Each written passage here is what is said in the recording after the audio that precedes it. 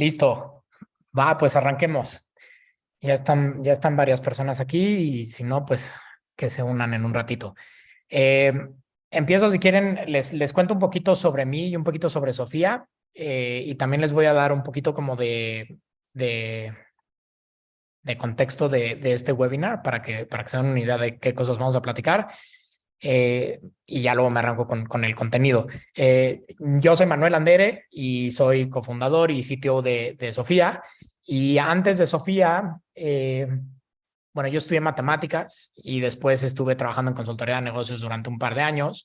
Luego hice una maestría en estadística en Estados Unidos, en Harvard. Luego me mudé a San Francisco y trabajé en una startup que se llama Patreon y ahí estuve en el equipo de Data Science. Entonces, mi background es muy como del lado matemático y del lado estadístico. Pero después me empecé como a clavar mucho al mundo de ingeniería allá en San Francisco y y tenía ganas como de seguirme como sobre ese camino. Entonces, cuando salió la idea de fundar Sofía con Arturo y con Sebastián, pues yo decidí como seguirme clavando sobre ese camino, ¿va? Entonces, sobre Sofía, para los que no tienen tanto contexto, Sofía es una empresa de salud y tecnología. Nosotros tenemos una licencia para vender seguros de salud, entonces nuestros productos principales son seguros de salud. Eh, y de las cosas que nos hacen diferentes, una es que vendemos de manera directa, es decir, no usamos brokers, no usamos agentes, eso para poder como hacer que muchos procesos sean mucho más eficientes y también hacer tener como mucha retroalimentación de nuestros usuarios y poder mejorar como continuamente. Y otra como muy, muy importante es que cubrimos cuidado primario. Entonces, la mayoría de los seguros afuera están enfocados en cubrir cosas mayores o incidentes mayores. Nosotros no solo cubrimos eso, sino también cubrimos, digamos, gastos médicos menores, ¿no? O sea, desde una gripa o cualquier cosa así. Y hoy Sofía es un equipo más o menos como de 100 personas. Sofía lleva en el mercado un par de años más o menos, pero desde que se fundó llevamos como 4 años más o menos, un poquito más. Eh, yo llevo el equipo de ingeniería, pero también he estado bastante metido en producto. De hecho, llevé el equipo de producto durante como un año más o menos. Y también estoy bastante metido en operaciones y he estado metido en compliance y en otras áreas, ¿no? Entonces, tengo bastante contexto como en general de cómo funciona Sofía. Y en este webinar lo que quiero hacer es darles a ustedes como algunas series como de herramientas o principios o ideas que les puedan ayudar a tomar diferentes tipos de decisiones que creo que son importantes en el contexto de una startup. Eh, y digo, obviamente las ideas no aplican para todos los escenarios, pero la intención es o sea, o sea, estoy seguro que prácticamente todas las startups se enfrentan con decisiones de este estilo. Y entonces, mi idea es que cuando se enfrenten a una decisión puedan acordarse de alguna de estas herramientas o algunos de estos principios y que eso los ayuda a discriminar entre una decisión buena y una decisión mala, ¿va? Eh, entonces, bueno, me arranco. Vamos a platicar sobre 7 ideas. Si quieren poner preguntas ahí durante como, o sea, cuando acabe cada sección está perfecto y las podemos ir discutiendo. Si no, de cualquier modo vamos a dejar un ratito al final para poder discutir o platicar como cualquier idea que tengan. Entonces, va. Me voy a empezar por la primera. Equipo. Eh, Sobre el equipo, claro, esto digo, no es controversial. Todas las personas con las que platiquen les van a decir que el equipo es de las cosas más fundamentales que tiene una startup. Y pues sí, es muy evidente porque pues, cuando empieza la startup, pues no hay nada, ¿no? Básicamente lo que hay son personas, ¿no? Entonces, eso es como, no es difícil de creérsela eso, ¿no? Lo que yo quiero platicarles un poco es sobre cómo escoger el equipo que se va a unir contigo en los primeros años de la vida de la startup. Y aquí el principio, la idea que les quiero compartir es básicamente esta que viene en la presentación, que es siempre favorecer la motivación y la inteligencia al conocimiento y la experiencia, ¿va? Y les voy a explicar un poco por qué pienso esto. Eh, por un lado, el conocimiento creo que es algo que con el paso del tiempo se está haciendo mucho, mucho más fácil de adquirir, ¿no? Entonces, desde que existe Google, básicamente puedes encontrar respuesta a muchas preguntas y es muy fácil acceder a información o a conocimiento como estático, ¿no? Y además, o sea, si se fijan, o sea, si tú pasas un día con un programador, gran parte de su tiempo lo que hace es que está encontrando diferentes cosas de cómo hacerlo en Google y lo importante es luego cómo aterriza ese conocimiento a resolver el problema que tiene enfrente, ¿no? Entonces, esa es una, ¿no? Cada vez hay más conocimiento, hay más blogs, más cursos, cosas gratis, expertos que están dispuestos a compartir su conocimiento tal cual y lo puedes encontrar en Internet. La segunda es por qué creo que la experiencia no es tan valiosa en este contexto. Y lo que creo es que en general las startups están en un ambiente de mucha incertidumbre y como que hay miles de cosas variándose, miles de cosas diferentes. Y lo que sucede es que muchas veces cuando crees que puedes apalancar el conocimiento que construiste en una experiencia previa, muchas veces te das cuenta que no, porque la situación es demasiado diferente, ¿no? No digo que nunca sirva la experiencia, obviamente eso no es verdad, pero en general creo que tratar de replicar algo que hiciste en otro lugar de manera muy parecida casi nunca funciona como así tal cual como te lo esperas, ¿va? Inclusive hay veces que el no tener experiencia en cierta área es lo que hace que puedas hacer algo verdaderamente nuevo e innovador y que pienses las cosas como from first principles para construir algo nuevo, ¿no? Y que realmente hagas algo diferente. Ahora, los roles de las personas en las startups evolucionan mucho y lo que necesita una startup son personas que aprendan y que se adapten rápido, ¿no? Y entonces, por el otro lado de esta slide, lo que tenemos es la motivación y la inteligencia, ¿no? Y entonces, como yo pienso esos dos, la motivación es básicamente lo que hace que le quieras dedicar tiempo de tu vida a poder hacer a poder resolver algo. Es básicamente como lo que hace que le quieras dedicar energía y tiempo a un problema o a una solución o lo que sea, ¿no? Entonces, es súper importante porque si no tienes eso, entonces es como si tuvieras un coche que no tiene gasolina, ¿no? Entonces, es súper importante la motivación. Ahora, por otro lado está la inteligencia. Y la inteligencia es lo que va a hacer que esa energía se esté utilizando de una manera adecuada, ¿no? Entonces, que cuando llegue el problema, sí tienes como el will para resolver ese problema, pero ahora necesitas tener la inteligencia para poder entender el problema y llegar a una solución como que tenga sentido y que sea eficiente, etcétera, ¿va? Ahora, lo que voy a hacer un paréntesis muy rápido sobre dónde debe de venir la motivación. La motivación, yo pienso principalmente en tres fuentes de motivación y creo que la más importante de todas es la misión. Cuando logras encontrar a alguien que está motivado por la misión de la empresa, es súper poderoso. ¿Por qué? Porque la persona quiere dedicarle su energía a tener un cambio en el mundo en la misma dirección que la compañía, ¿no? Y entonces básicamente la persona está muy motivada a cumplir los objetivos de la empresa, pero no por la empresa, sino porque personalmente lo ve como una meta personal. Entonces, si logras este tipo de alineación, es de lo más poderoso que puedes tener. Ahora, otra fuente de motivación que creo que es súper importante es el aprendizaje. Cuando la gente siente que está aprendiendo en su rol y en su trabajo y en su día a día, lo que sucede es que aprender básicamente es como invertir en ti mismo, ¿no? Entonces estás haciendo que tú seas mejor cada vez.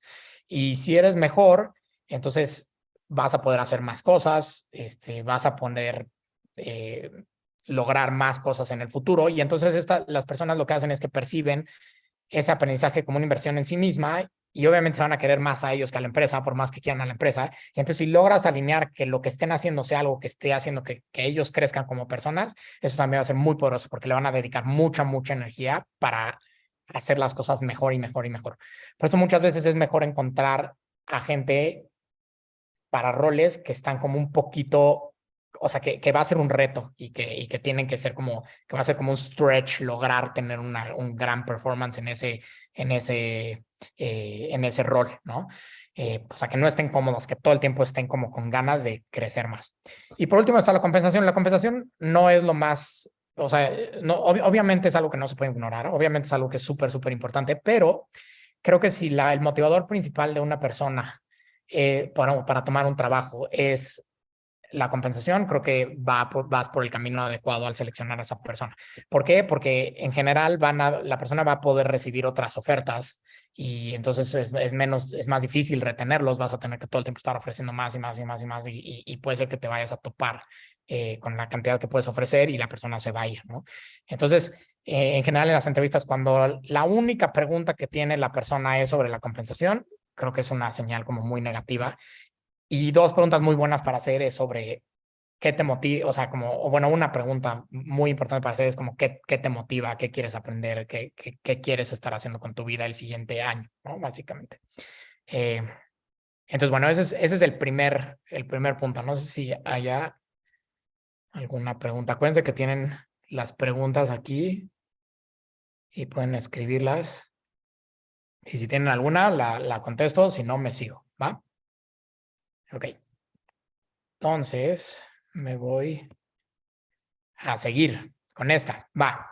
Entonces, algo que a mí me ha pasado o me pasó mucho en Sofía es como que ya empezabas a contratar gente que estaba súper motivada, súper contenta y también, perdón, aquí me voy a regresar muy rápido. ¿Tienen planes de crecimiento en la empresa? Sí, sí tenemos y de hecho vamos a platicar al ratito un poco sobre como evaluaciones y entonces ahí podemos tocar un poquito más como sobre cómo hacer esos planes y cómo pensar eso. Entonces esa la voy a dejar ahí para después.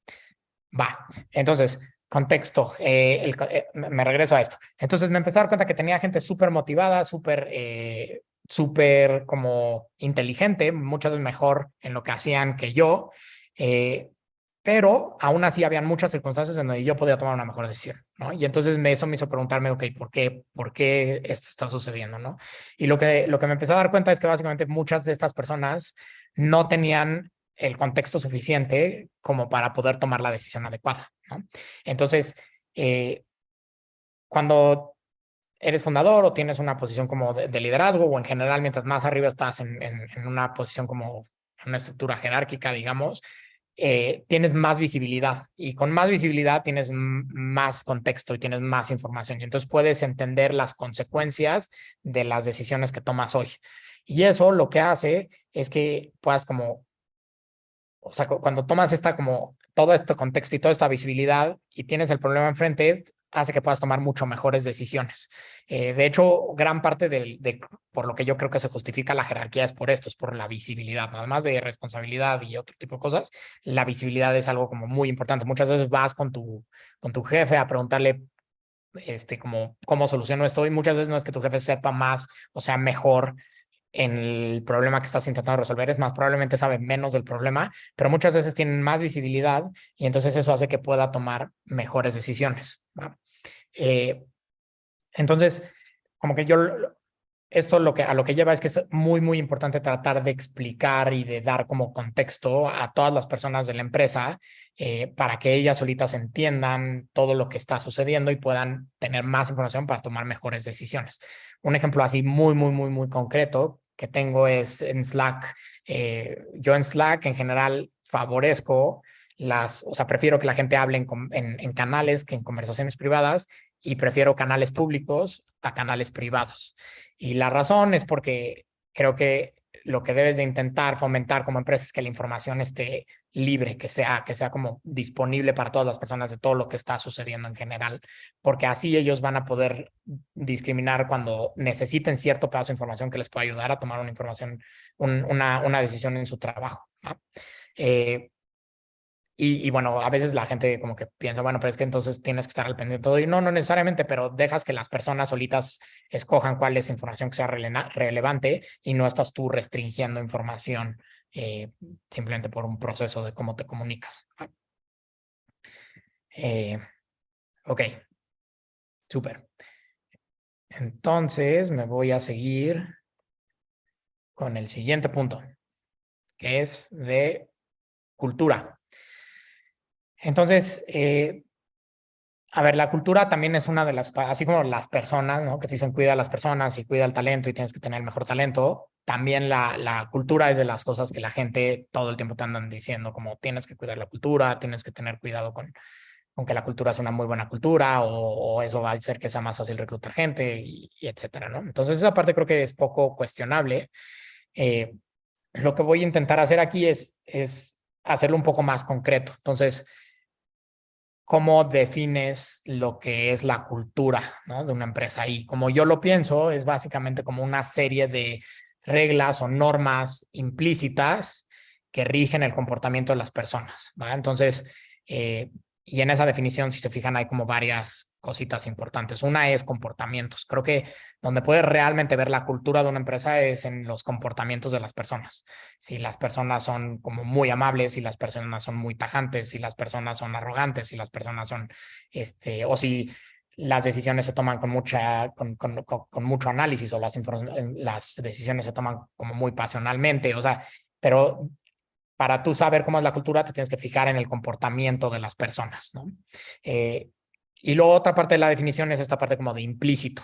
Y esta es de las cosas que hace que sea muy poderosa la cultura, porque como son normas implícitas, en realidad no requieren de un esfuerzo como muy consciente para que las personas como que las adapten, ¿no? O sea, lo que sucede con estas normas es básicamente la gente ve cómo se están comportando los demás y a base de ver cómo se están comportando los demás, se empieza a comportar de cierta manera porque como que intuye o se hace un modelo en su cabeza de que estas son las reglas con las cuales me tengo que comportar aquí para ser como aceptado, ¿no? Y entonces la gente se empieza a comportar así y, y lo hacen sin hacer un esfuerzo consciente, ¿no? Porque sí hay otras maneras en las que puedes como controlar o modificar los comportamientos de las personas, por ejemplo, las políticas o los manuales, ¿no? El problema de estos es que estos requieren de un esfuerzo como muy consciente, ¿no? Eso es uno de los problemas. O sea, requieren que la persona se lo aprenda o lo tenga ahí abierto, ¿no? Y entonces, o se acuerde. Y eso crea como una carga mental que hace que como que ya no puedas ser ágil y libre, como que sientes, por eso los procesos y las políticas sientes que te frenan y la cultura no sientes, o bueno, es mucho más difícil que sientes que una cultura te frena, ¿no? Además de que los procesos son rígidos y la cultura no es rígida, ¿no? La cultura va como que evolucionando porque como es implícito, entonces la gente se empieza a comportar ligeramente diferente y eso va modificando la cultura, ¿no? En general yo pienso que es mucho mejor darle énfasis a la cultura que a los procedimientos, y a los procesos, ¿no? O sea, como pienso yo cuando hagamos eso, cuando hacemos manuales o procesos o cosas así, como lo pienso es como tratar de darle un empujón a la cultura muy explícito, como decir, ok, ahora vamos a hacer esto de esta manera, pero no me voy a como fijar demasiado en que la gente como que, no me voy a fijar en que cumplan el proceso exactamente, obviamente hay sus excepciones, sino que lo que me voy a fijar es que la cultura y los comportamientos estén cambiándose en la dirección en la que yo establecí en el manual y en la política. Y muchas veces el manual y la política se queda olvidado. Si lograste el cambio cultural, entonces eso es una buena señal. Y bueno, aquí tengo cómo integrar a los nuevos colaboradores en esa cultura implícita, es por el volumen de personal, ese es Ignacio. Justo creo que justo lo siguiente toca mucho en eso. Una de las cosas que es como más importantes es los líderes de una empresa. Y creo que es los comportamientos de los líderes de la empresa son uno de los elementos más grandes y una de las herramientas más grandes que tienes para poder como mover o como hacer como moldear la cultura. ¿Por qué? Porque los comportamientos de los líderes, los líderes son personas que usualmente tienen más influencia, tienen como más poder dentro de una empresa, y entonces lo que hace es que la gente se fija mucho en ellos y le da un peso desproporcionado a sus comportamientos, porque pues esas personas son los líderes, ¿no? Y entonces lo que esta persona hace, pues ha de ser lo correcto.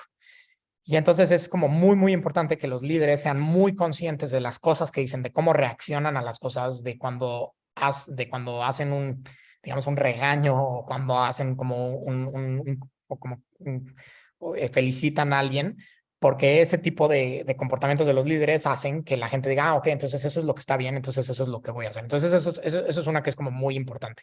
Ahora, la otra que creo que, a ver, déjame leer esta pregunta. Cuando tienes personas, este es de Francisco, cuando tienes personas en tu equipo y que están teniendo comportamientos no alineados a la cultura, ¿qué buscas? ¿Qué tanto puedes tratar de cambiar comportamientos y cómo? ¿Y cuándo es momento de dejar ir a una nueva persona para proteger la cultura? Uf, está buenísima esta pregunta también. Eh, a ver, creo que en general lo que creo que tienes que hacer es ser muy consciente cuando premias y cuando desincentivas ciertos comportamientos. Y creo que las señales más fuertes de incentivar y desincentivar es a quién promueves y a quién le das increases y a quién de salario y de responsabilidad. Esos son creo que los mensajes más fuertes que puedes hacer. Entonces, como que yo empezaría por ahí, como tratar de ser muy consciente y de dar como reinforcement positivo a las cosas positivas y que van alineadas a la cultura y reinforcement negativo a las cosas que no van alineadas con la cultura, ¿no? Entonces, ser muy consciente de eso. Si en una junta tú, alguien hace algo muy positivo y haces como muy grande el hecho de eso y le dices, sí, felicidades y esto está buenísimo y vean, todos tenemos que hacer eso. Eso es eso es una cosa como muy grande que no te das cuenta que tiene un efecto como muy positivo. Ahora, ¿cuándo es el momento de dejar ir a una persona por proteger la cultura? Esa también es muy buena y de hecho a nosotros sí nos ha pasado en ocasiones que literalmente el argumento que tenemos para sacar a las personas son culturales. Creo que ese es difícil, o sea, cuando nosotros lo hemos hecho han sido casos como muy evidentes de literal como que cruzan líneas como de no solo de falta de colaboración, sino de que estás casi como faltando al respeto, cosas así, que tal vez es, inclusive ya no es solo cultura, sino es como common sense.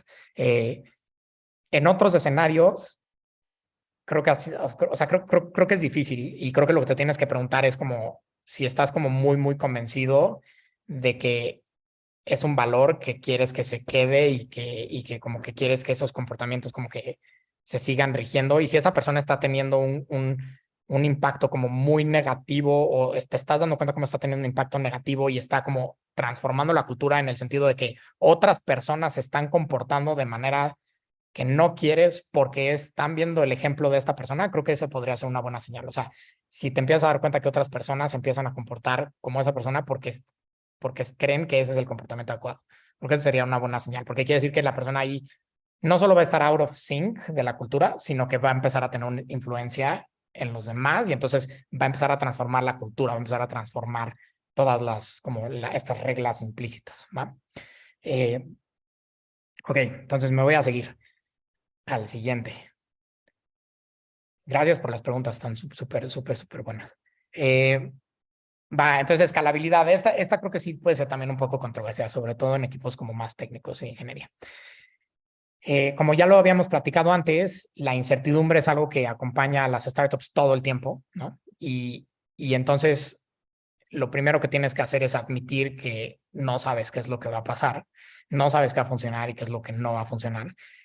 Y idealmente sí tienes una misión, sí tienes ciertos eh, fundamentos o premisas con las cuales te estás basando para desarrollar tu negocio y que tienes como una creencia muy fuerte de que así tienen que hacer las cosas, pero esas deberían de ser poquitas y después hay un montón de cosas que tienes que hacer después para poder como llevar a cabo como o implementar cosas o ejecutar cosas, ¿no?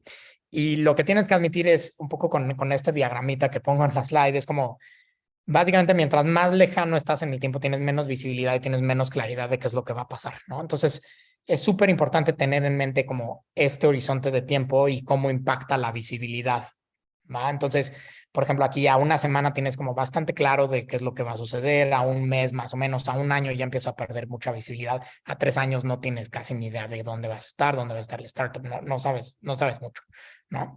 Y entonces, ¿esto qué quiere decir?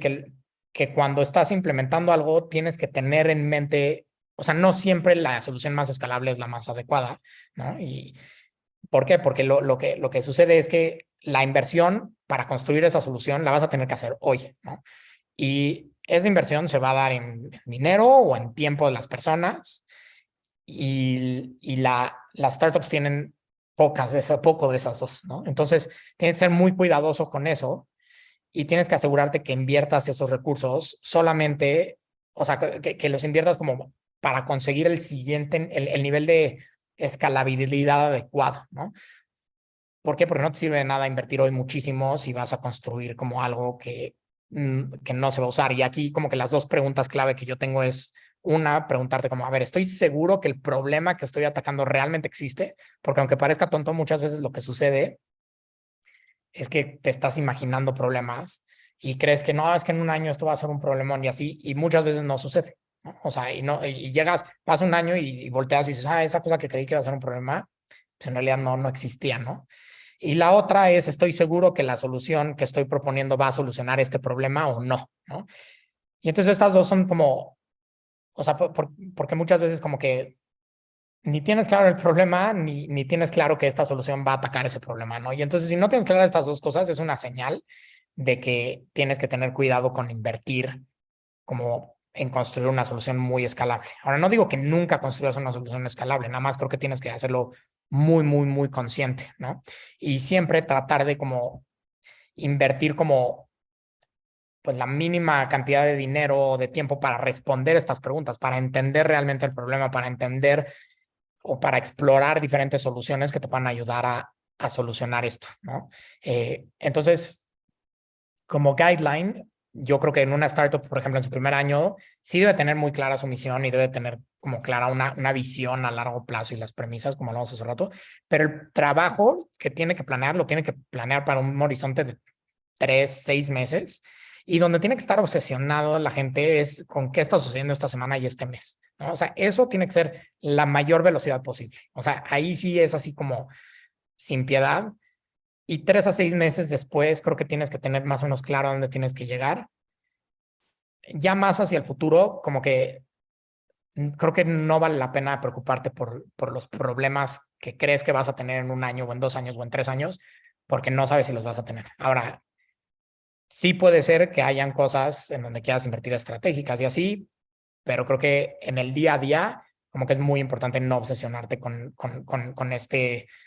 esta noción de eficiencia o de escalabilidad a muy largo plazo, ¿va? Entonces, ese es esto de la escalabilidad. Entonces, pauso tantito. Va, ok. Entonces, me voy a seguir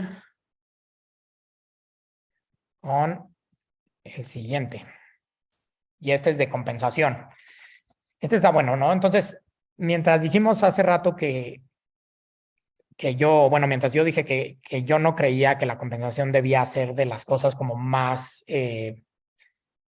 importantes para motivar a las personas, sin duda es una de las cosas que sí importan, ¿no? Y que es importante como tener bien. Yo no creo que debe ser el principal driver de por qué de por qué una persona entra a la empresa, pero definitivamente es algo que como que es muy relevante, ¿va?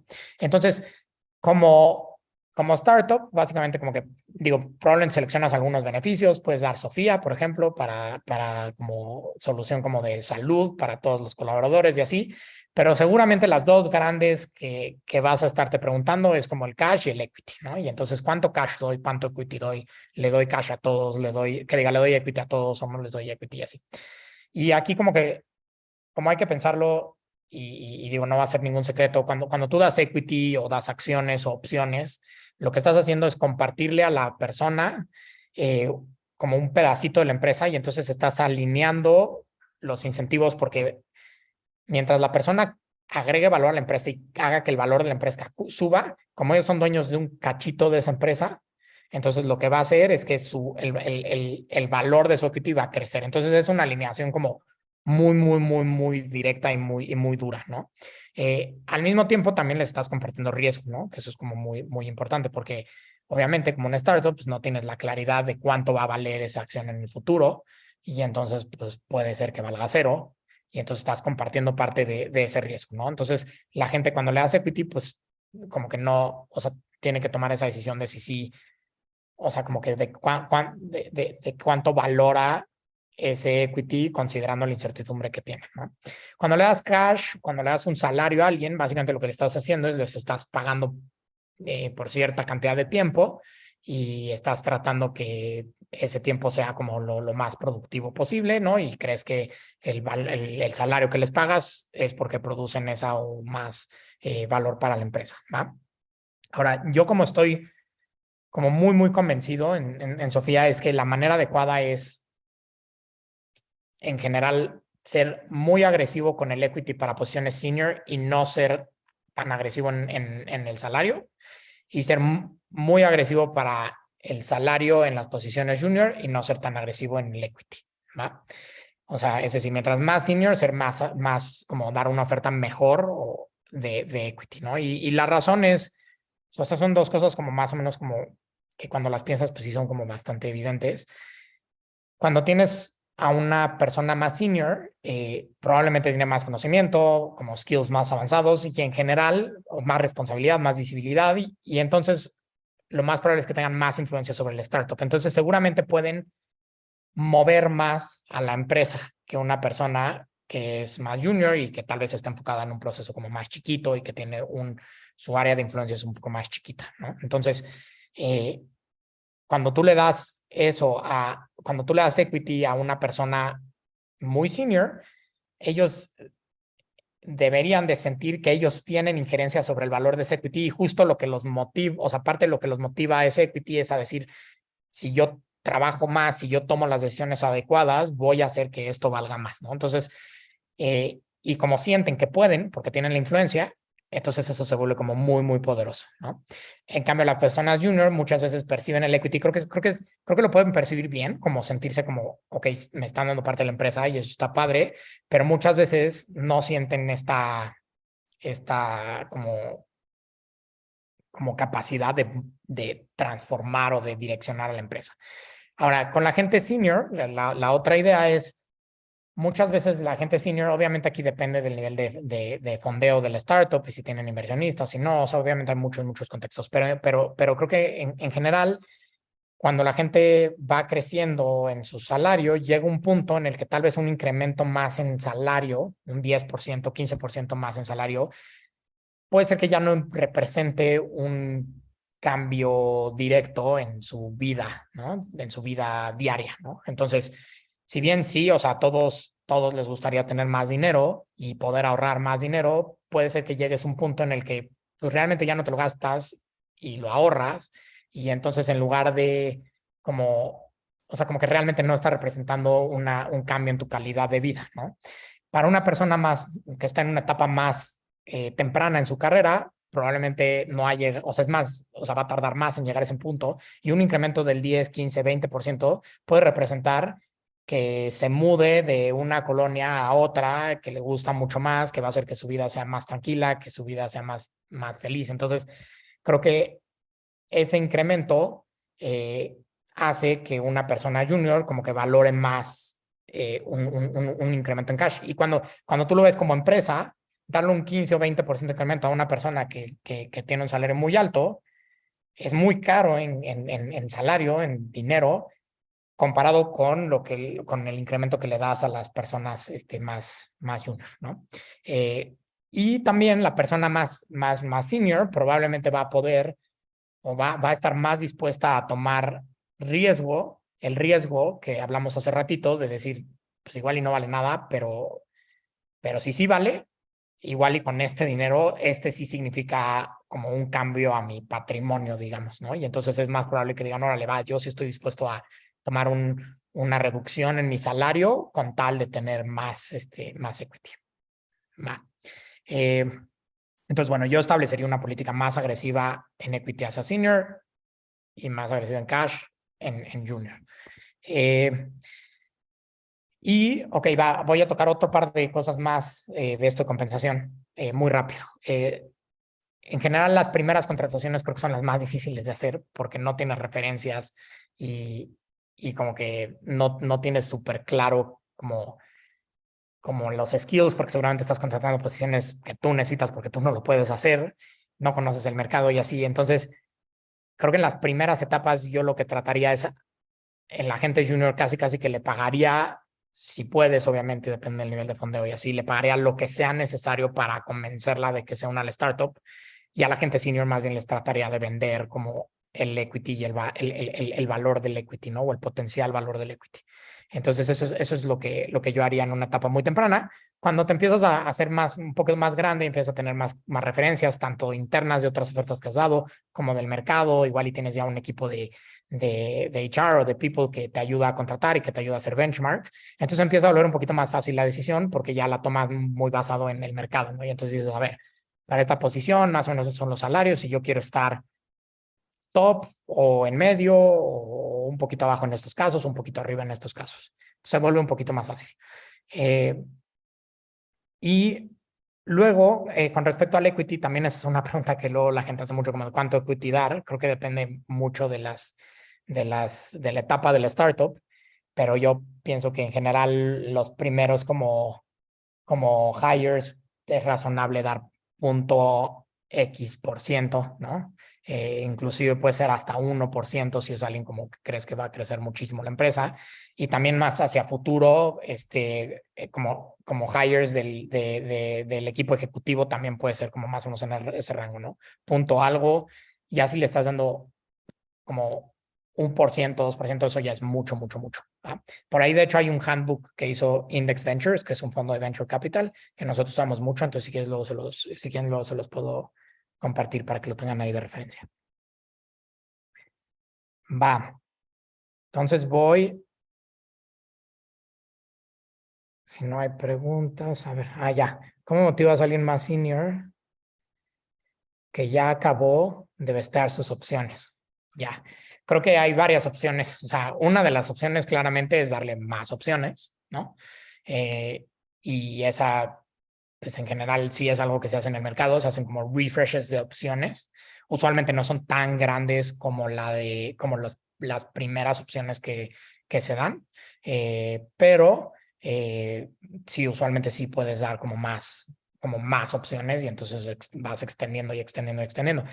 Y la otra es como que hacerle ver a la persona que si realmente es alguien que agrega mucho valor, pues como que es lo que decíamos hace rato, ¿no? Como está en sus manos, ¿no? O sea, un poco como lo que tú quisieras es que si es alguien como muy senior y que puede aportar mucho valor, es como decirle, pues mira, tú tienes esas opciones porque al final del día creemos que tú puedes hacer que esas opciones valgan más porque tú puedes hacer que la empresa valga más y crezca más, ¿no? Y entonces, de cierto modo, la persona tiene que conectar esas ideas de, es que lo que yo haga va a hacer que el valor de la empresa crezca, que tenga otra ronda de financiamiento en la que la evaluación sea mayor y que entonces las opciones que ya vestí, pues valgan más, ¿no? Entonces, esa es una.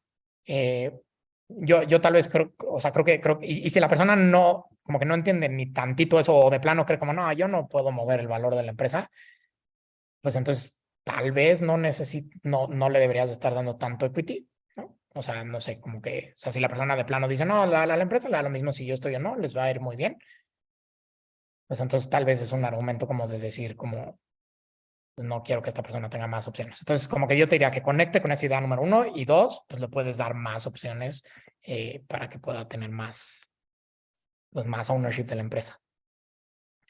Esa fue de Pedro. Y luego entonces ahora vamos a hablar sobre los performance evaluations y esta tiene que ver con la pregunta que hace Ignacio al principio de si tenemos planes de crecimiento en la empresa. O sea, lo que nosotros hacemos es, tenemos como una escalera de niveles. Entonces es como, no sé, analista, asociado, manager, lead, VP, C-level, ¿no? Y entonces tienes como que así los niveles para cada área, ¿no? Y entonces lo que hacemos es como que cada persona sabe en qué nivel está y cada uno de esos niveles está atado a cierto nivel a ciertos brackets, o sea, mínimos y máximos de compensación, ¿va? Tanto en cash como en equity. Y entonces lo que hacemos es como antes lo hacíamos cada 3 meses, ahora lo estamos haciendo un poco más espaciado, cada 6 meses hacíamos unas evaluaciones del performance de las empresas, ¿no? De las personas, perdón.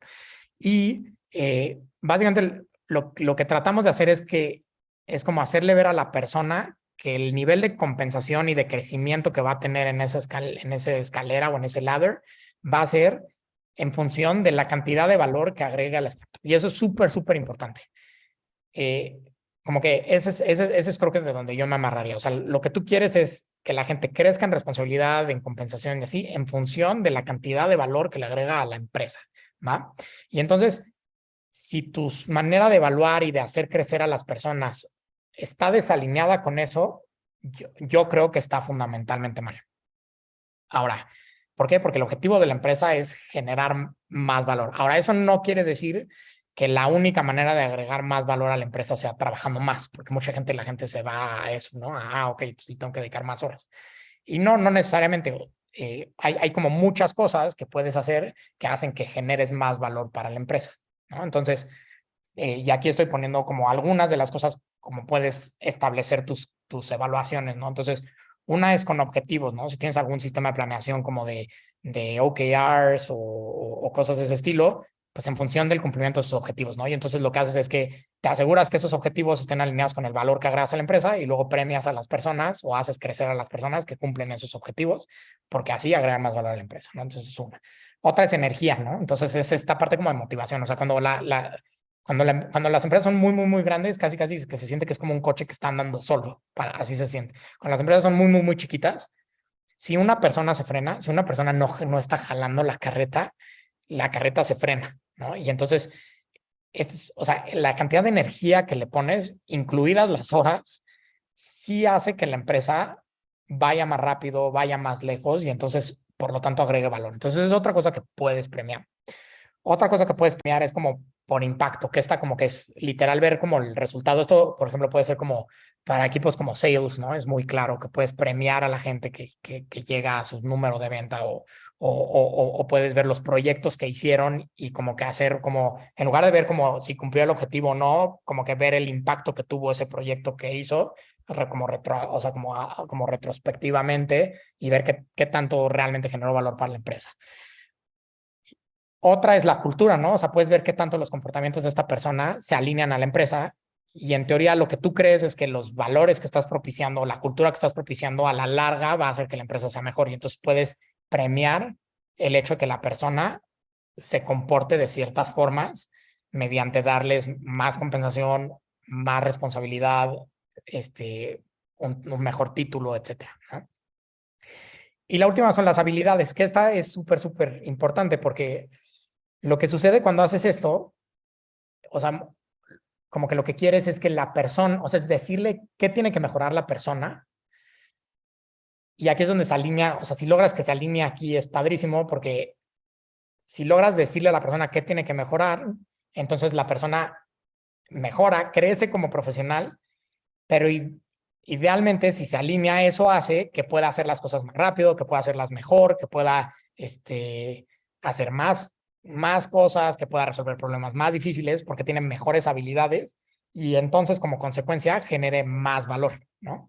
Entonces, digo, les platico esto porque como que hay muchas maneras de pensarlo. Creo que, por ejemplo, si te clavas solamente en que mejoren las habilidades, pero no estás viendo si esas habilidades realmente impactan en mayor valor agregado para la empresa, creo que puedes empezar a desalinearlo y creo que no es no es una buena noticia, ¿no? Pero cuando logras alinear eso, es padrísimo porque la persona está feliz, está motivada, está creciendo y como consecuencia la empresa recibe más valor del trabajo de esa persona, ¿va?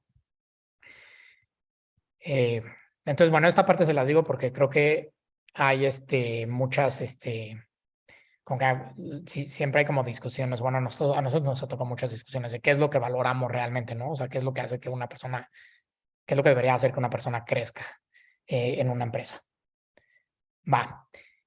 Y ahora me voy a ir con la última idea. Y esta es una que también puede ser un poquito controversial. Yo en general trataría. A ver, nuevamente regresando a esta incertidumbre y a la volatilidad. Seguramente el producto con el que empiezas no va a ser exactamente el que el mercado necesita. Seguramente la manera de comunicarlo no va a ser la adecuada, como a nosotros nos pasó en Sofía. Seguramente la manera de vender el producto tampoco es como le vas a atinar a la primera. O sea, es muy raro que eso vaya a suceder, ¿va?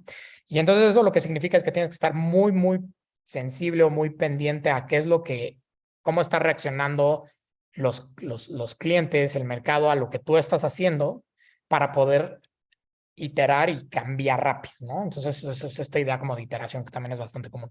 Entonces, lo que esto implica es que debes de tener, o sea, una de las habilidades importantes de una startup es que sean ágiles y adaptables, ¿no? Si una startup no es ágil y adaptable, entonces pierde muchas de sus ventajas competitivas contra otros jugadores más grandes que tienen más dinero y más recursos, ¿no? Y lo que creo es que si los líderes que están en la cabeza de la startup y que están como, que son los que deben estar más sensibles a las necesidades de los clientes y más sensibles al feedback que reciben de cómo están haciendo las cosas, entonces, si ellos están muy cerca del resto de las personas, van a poder influenciar a las demás personas a que más rápidamente, ¿no?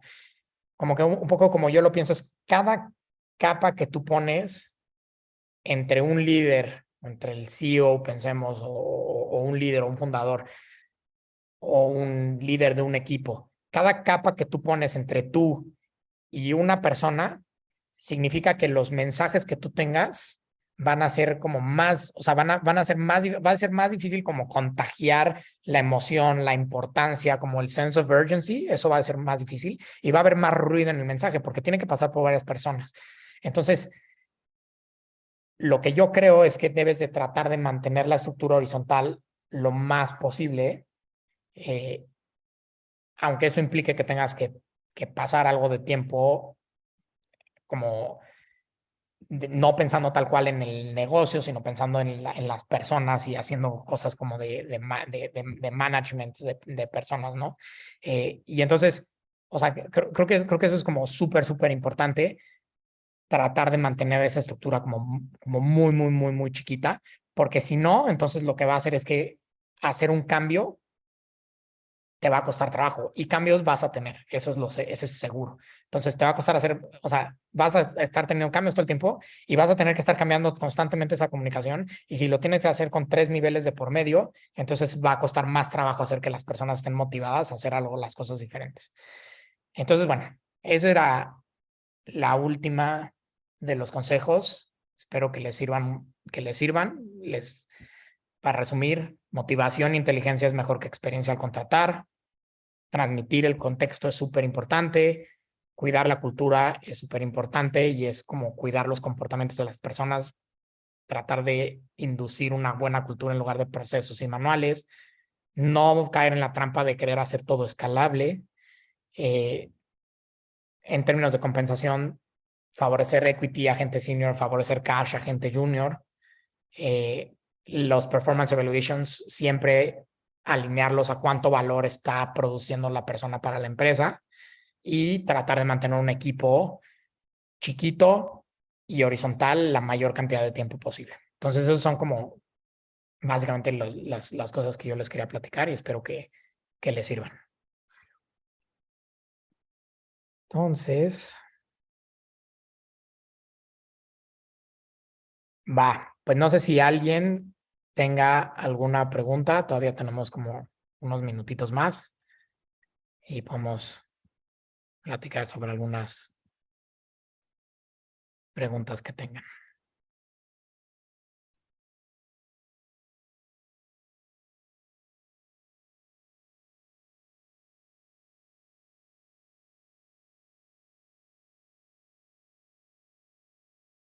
Home office.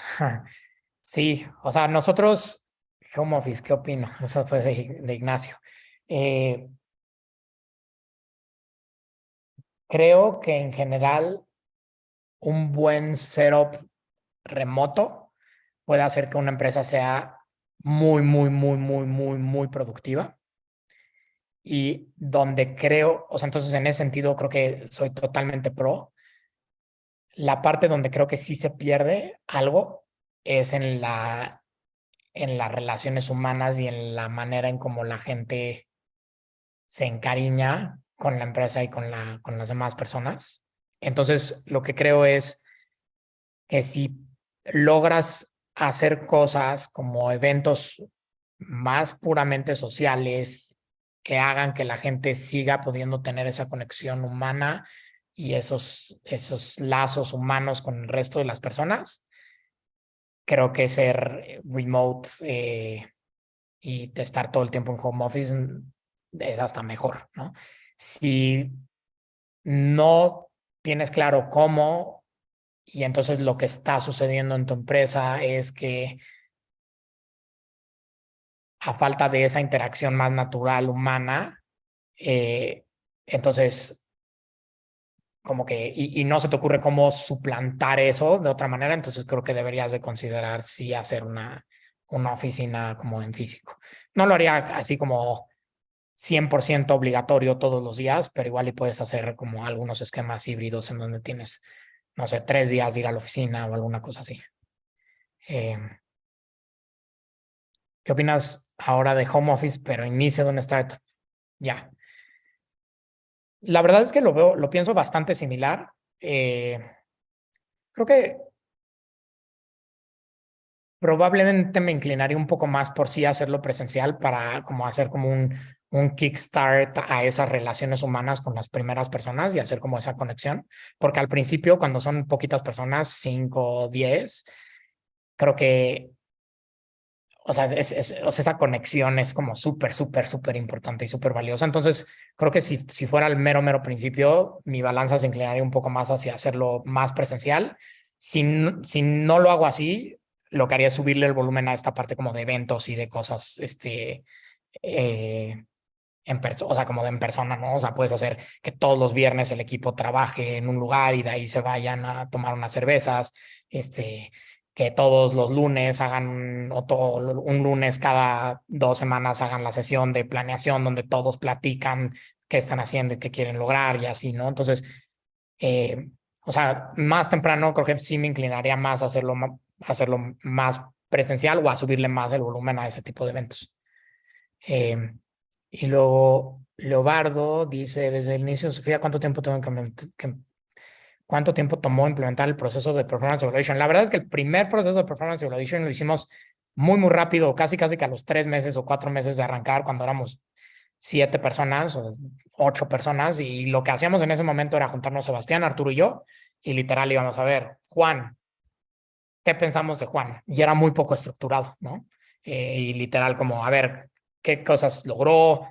O sea, creemos que va bien, creemos que va mal, le está agregando valor, lo vemos motivado, lo vemos tal, ¿no? A ver, Dani, ¿no? Pues Dani, ¿cómo vemos a Dani?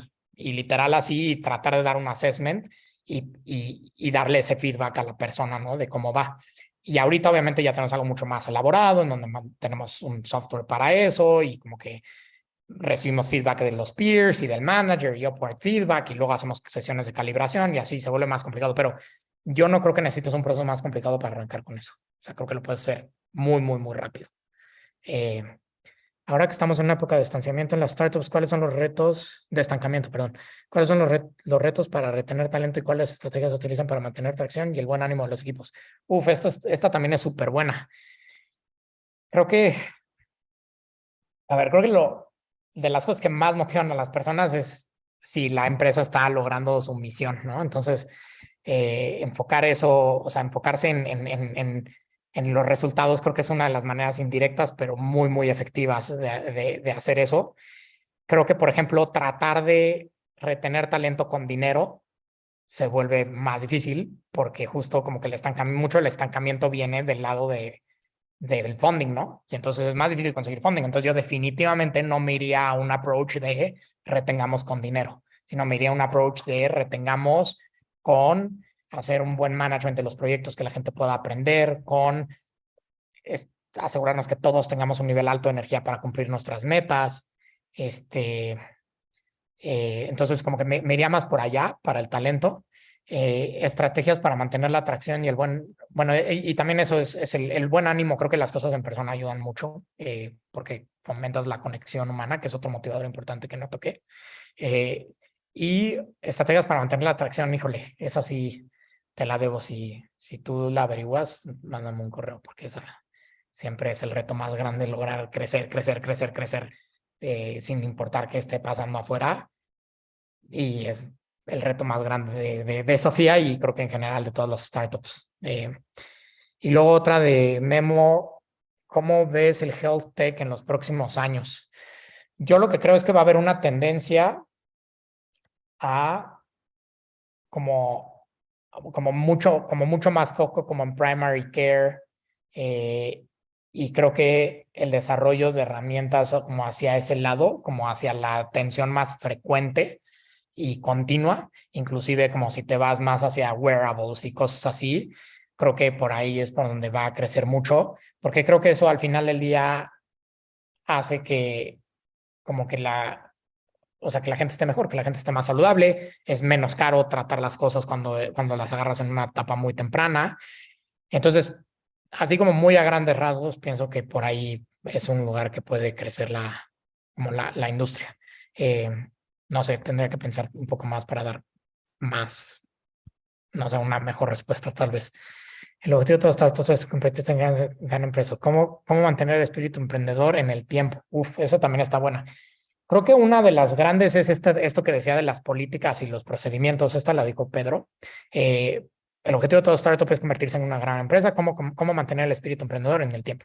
Y lo que creo es que una de estas es esto de las políticas y los manuales. Creo que si logras no caer en hacer muchísimas políticas y cosas de este estilo y más bien fomentar una buena cultura para que la gente se comporte de la manera en la que, de una manera positiva y en la que quieres. Creo que, creo que eso es bueno. O sea, como que ser muy cuidadoso con introducir cosas rígidas, ¿no? Entonces, esa es una. Otra es tratar de estructurar la empresa de una manera en la que la gente tenga o los equipos tengan como autonomía.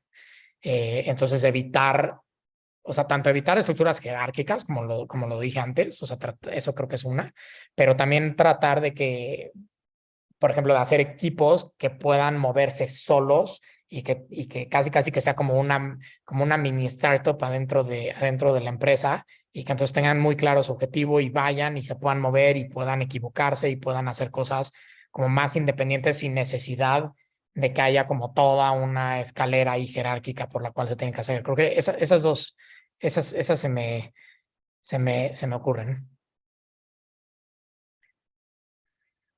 Va.